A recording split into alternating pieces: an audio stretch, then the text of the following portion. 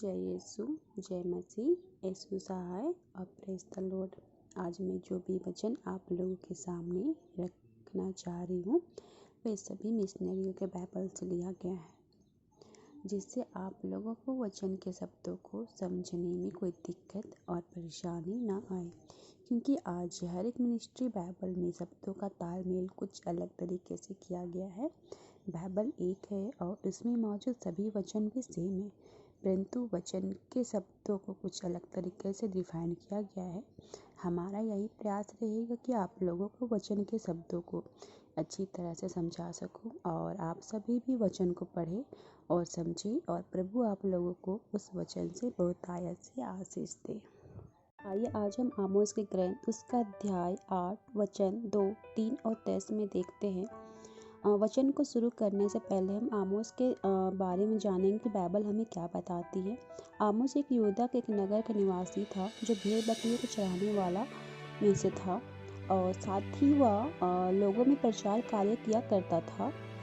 जैसा कि बाइबल हमें बताती है कि परमेश्वर ने इजराइल देश की भविष्यवाणी के लिए आमोस को चुना और उससे इजराइल देश में जाने के लिए कहा और लोगों पर उसके विषय में बताने कहा। जैसा कि बाइबल हमें बताती है वचन 8:2 में कि आमोस जो है परमेश्वर से बातचीत कर रहे हैं और परमेश्वर आमोस से कहते हैं कि तुम क्या देखते हो। तब आमोस परमेश्वर से उत्तर देते हैं कि मैं जो देख रहा हूँ एक पके फलों की टोकरी, जिसमें प्रभु ने आमोस से कहता है यह मेरी प्रजा इसराइल का अंत निकट है, जिसका अपराधों का दंड दिए बिना नहीं छोड़ूंगा।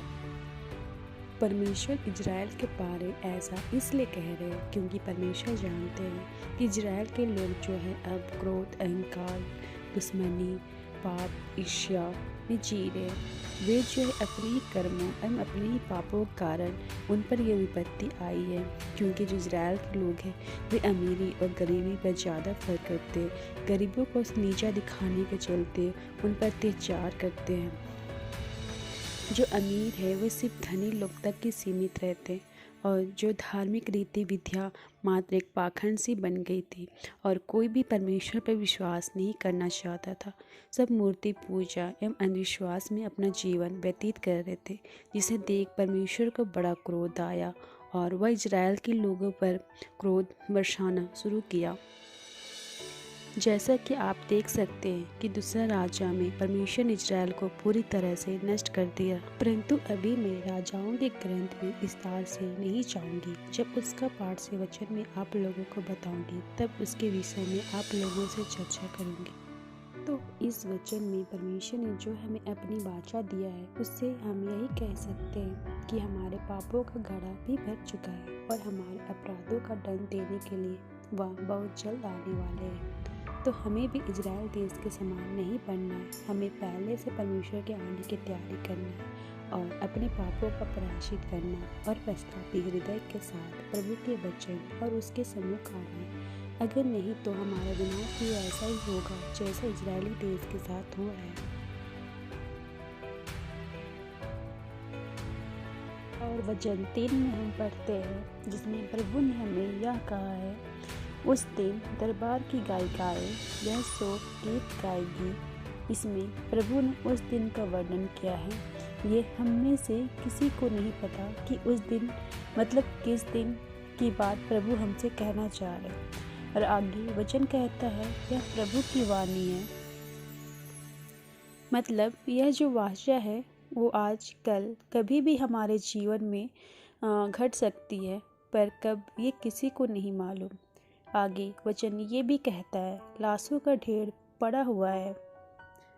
आज ऐसा हम देख रहे हैं कोरोना महामारी को लेकर लाखों संख्या में लोगों की मृत्यु हो रही है। तो इस वचन से हम यही कह सकते हैं कि आज सभी जगह लाशें पड़ी हुई है और इसके कारण लोगों के मन में डर सा बैठ गया है। जैसा वचन में पढ़ते हैं सभी और मौन छाया हुआ है।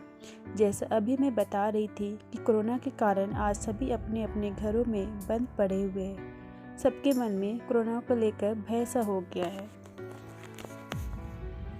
और साथ ही चर्च, मंदिर, गुरुद्वारा, मस्जिद को भी बंद कर दिया गया। आज वहाँ पर किसी तरह के कोई भी पर्व त्योहार के गाने नहीं बजाए जाते, सभी और मौन छाया हुआ है।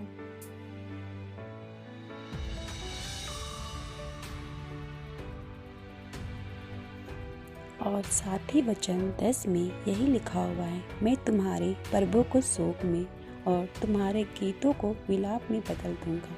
जैसा वचन 3 में मैंने आप लोगों को बताया कि आज कोई भी पर्व के गाने नहीं बजाए जा रहे, सभी और मौन छाया हुआ है, सब कुछ बंद पड़ा हुआ है। पहले लोग पर्व को धूमधाम से मनाते थे, आज वही पर्व फीका सा हो गया, सभी अपने अपने घरों में बंद पड़े हुए हैं।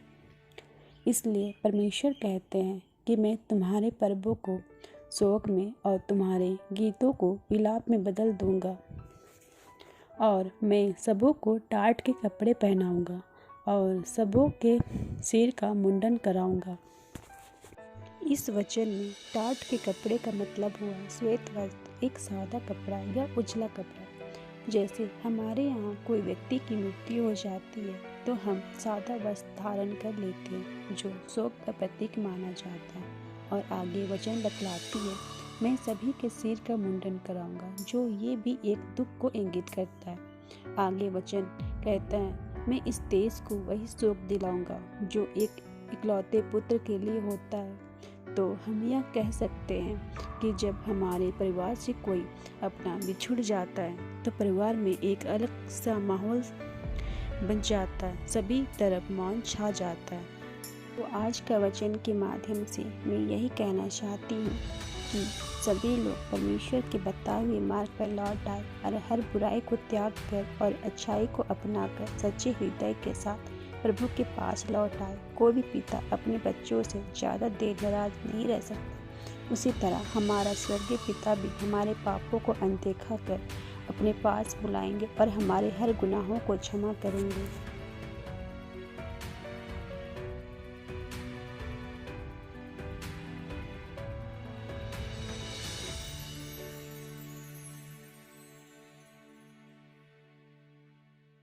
प्रभु का वचन देखने, पढ़ने, सुनने और समझने के लिए आप सभी का बहुत बहुत धन्यवाद। इस वचन के जरिए आपको और आपके परिवार को बहुत आयत से आशीष मिले।